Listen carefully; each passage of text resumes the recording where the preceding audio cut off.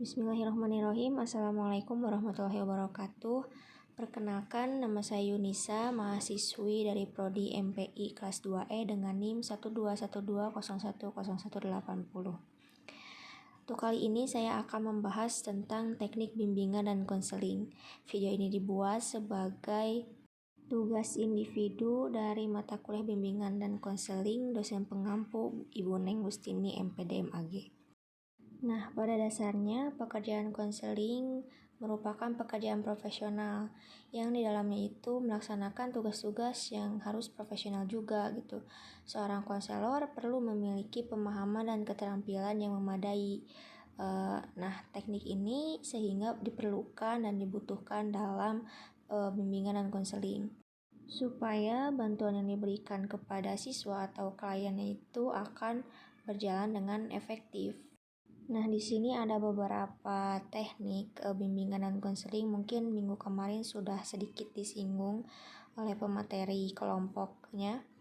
Ada beberapa teknik berdasarkan pendekatan. Yang pertama ada teknik konseling realitas, kemudian teknik konseling dari humanistik, behavioral, gestalt, rasional emotif, dan psikoanalisis. Nah, di pertemuan kemarin tentang pendekatan bimbingan konseling ada konseling realitas. Nah, konseling realitas ini merupakan suatu bentuk hubungan pertolongan yang praktis, relatif sederhana, dan bentuk bantuannya itu berlangsung pada si konselinya yang bisa dilakukan oleh guru atau konselor di sekolah dalam rangka ini untuk mengembangkan dan membina kepribadian atau kesehatan mental konseli itu. Ada beberapa teknik yang digunakan dalam konseling realitas ini. Yang pertama, menggunakan role playing dengan konseli. Yang kedua, menggunakan humor yang mendorong suasana yang segar dan rileks agar komunikasi di antara konseli dan konselor ini tercapai dengan bagus itu kan. Nah, ketiga, tidak menjanjikan kepada konseli maaf apapun karena terlebih dahulu diadakan perjanjian untuk melakukan perilaku tertentu yang sesuai dengan keberadaan klien. Yang keempat, ada menolong konseli untuk merumuskan perilaku tertentu yang akan dilakukannya. Yang kelima, membuat model-model penerapan terapis sebagai guru yang lebih bersifat mendidik. Yang keenam, membuat batas-batas yang tegas dari struktur dan situasi terapinya. Yang ketujuh, menggunakan terapi kejutan verbal atau ejakan yang pantas untuk mengkonfrontasikan konseli dengan perilakunya yang tak pantas. Dan yang kedelapan, ikut terlibat mencari hidup yang lebih efektif. Yang kedua ada teknik konseling humanistik. Humanistik ya, biasanya berhubungan dengan manusia. Nah, kita sebagai manusia itu makhluk hidup itu yang dapat menentukan sendiri apa yang akan kita kerjakan dan apa yang nggak akan kita kerjakan, dan kita juga bebas untuk menjadi apa yang kita inginkan dan apa yang kita maukan, dan juga kita bertanggung jawab atas segala tindakan yang udah kita ambil. Nah, setiap orang juga memiliki potensi kreatif dan bisa menjadi orang kreatif. Nah, kreatif ini merupakan fungsi universal kemanusiaan itu yang mengarah pada seluruh bentuk self-expression-nya.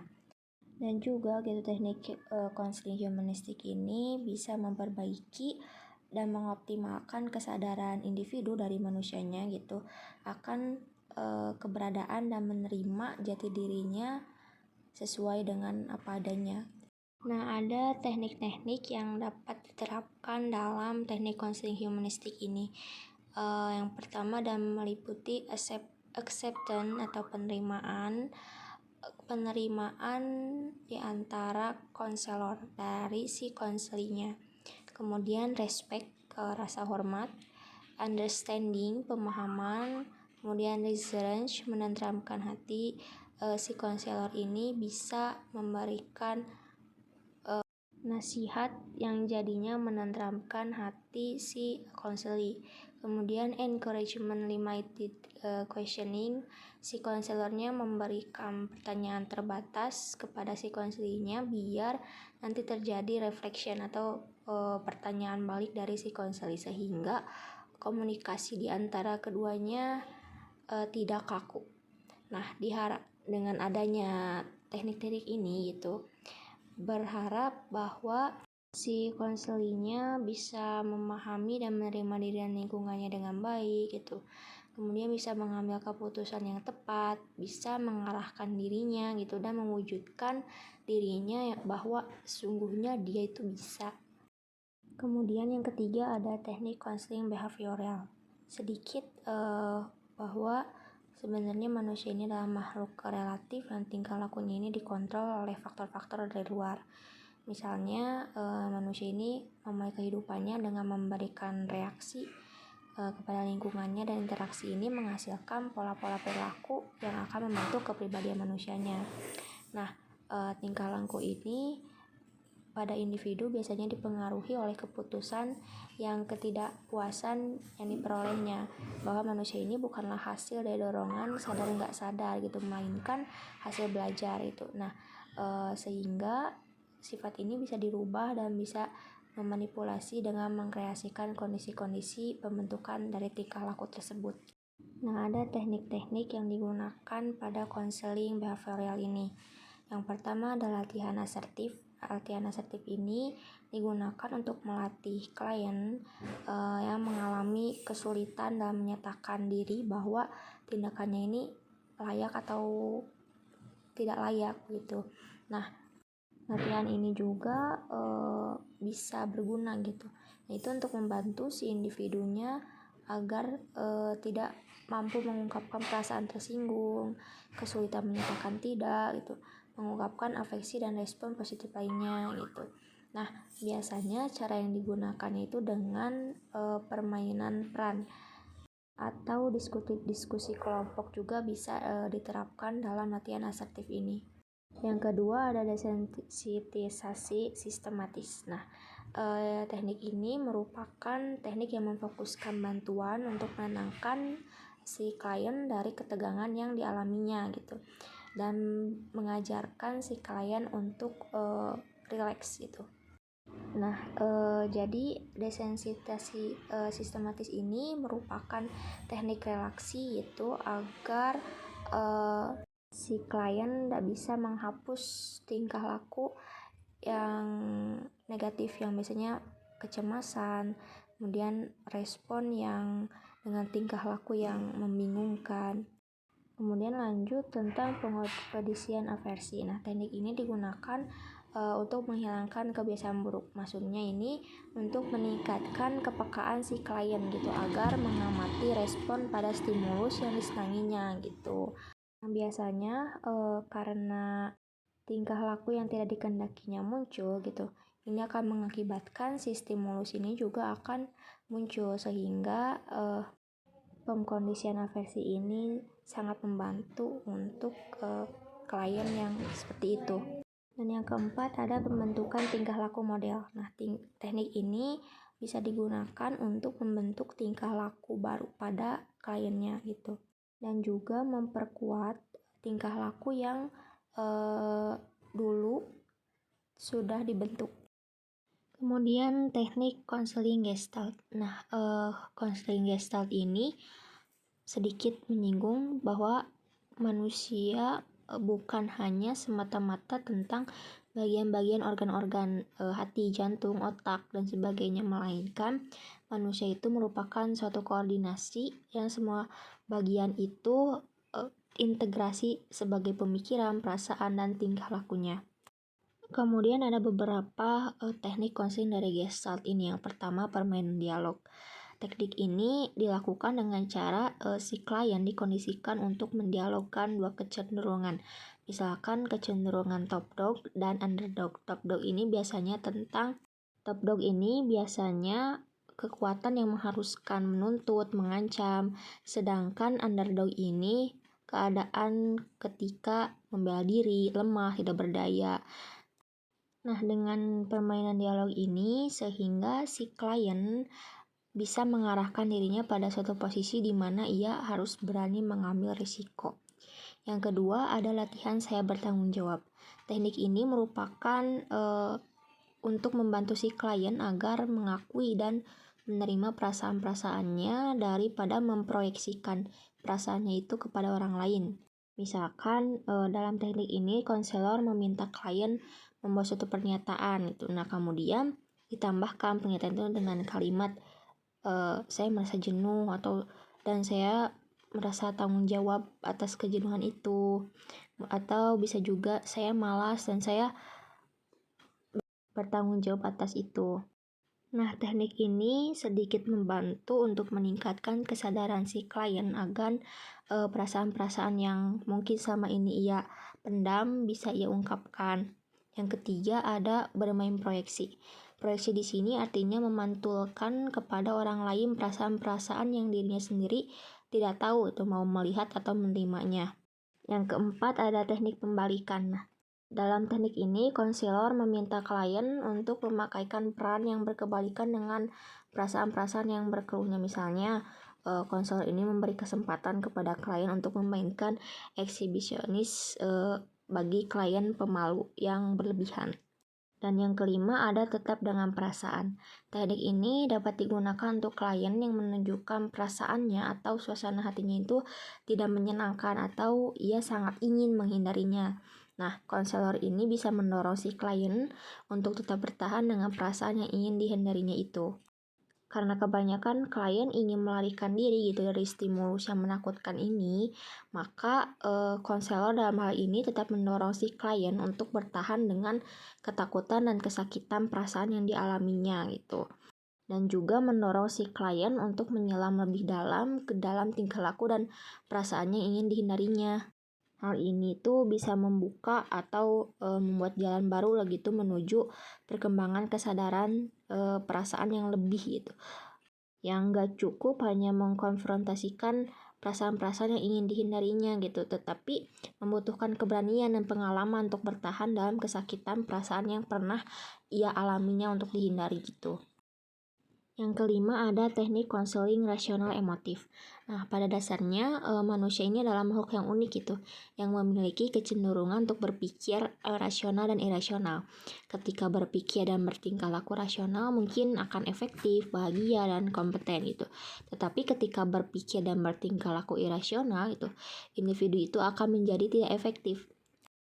Reaksi emosional seseorang itu sebagian besar disebabkan oleh evaluasi, interpretasi, dan filosofi yang disadari maupun tidak disadari. Nah, hambatan psikologis atau emosional ini adalah akibat dari cara berpikir yang tidak logis dan irasional itu. Emosi yang menyertai individu atau seseorang yang berpikir dengan penuh prasangka sangat personal dan irasional. Mereka berpikir irasional diawali dengan belajar secara tidak logis yang diperoleh dari orang tua dan budaya tempat dia dibesarkan. Nah, perasaan dan pikiran negatif serta penolakan diri ini harus dilawan dengan cara berpikir yang rasional dan logis yang dapat diterima menurut akal sehat manusia serta menggunakan cara verbalisasi yang rasional ini. Nah, pada teknik ini ada beberapa yang digunakan bersifat kognitif, afektif, dan behavioral yang disesuaikan dengan kondisi klien. Nah, yang pertama ada teknik emotif atau afektif. Yang pertama ada asertif adaptif. Teknik ini digunakan untuk melatih, mendorong, dan membiasakan si klien secara terus-menerus menyesuaikan dirinya dengan tingkah laku yang emang diinginkan oleh si klien tersebut. Nah, biasanya latihan-latihan yang bersifat pendisiplinan si kliennya. Yang kedua ada bermain peran. Teknik ini untuk mengekspresikan berbagai jenis perasaan yang menekan itu, perasaan-perasaan negatif terutama, dan melalui suatu suasana yang dikondisikan sedemikian rupa hingga si klien itu dapat secara bebas mengungkapkan dirinya sendiri gitu melalui peran tertentu, sehingga tidak ada yang disembunyikan dari diri si klien tersebut. Yang ketiga imitasi. Nah, teknik ini untuk menirukan secara terus-menerus suatu model tingkah laku tertentu dengan maksud apa? Untuk menghadapi dan menghilangkan tingkah lakunya sendiri yang negatif agar sifat negatifnya ini menghilang dari dirinya. Kemudian yang B ada teknik-teknik behavioristik. Ada yang pertama reinforcement. Nah, teknik ini untuk mendorong si klien ke arah tingkah laku yang lebih rasional dan logis ini agar sejalan yang memberikan pujian verbal atau reward ataupun hukuman punishment. Nah, teknik ini dimaksudkan untuk membongkar sistem nilai dan keyakinan yang irasional itu pada si klien dan menggantinya dengan nilai-nilai positif.